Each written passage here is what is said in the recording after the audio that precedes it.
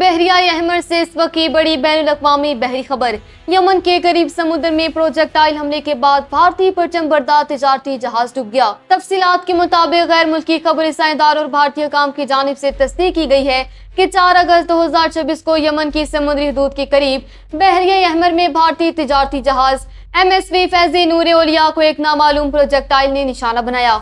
हमले के नतीजे में जहाज को शदीद नुकसान पहुंचा और उसे महफूज मुकाम तक पहुंचाने की कोशिशें नाकाम हो गई, जिसके बाद वो बंदरगाह अल हदीदा के जनूब में समुद्र में गर्काब हो गया। मुकामी हकाम और यमनी कोस्ट गार्ड्स ने बरवक्त इमदादी कार्रवाई करते हुए जहाज पर सवार तमाम 14 अफराद को बाहिफाजत समुद्र से निकाल कर रेस्क्यू कर लिया। डूबने वाले जहाज के हमले में 13 भारतीय शहरी और एक यमनी मल्लाह शामिल था। रेस्क्यू किए गए हमले के जख्मी अफराद को फौरी तौर पर तिब्बी इमदाद फराहम की गई है और तमाम अफराद की हालत खतरे से बाहर बताई जाती है।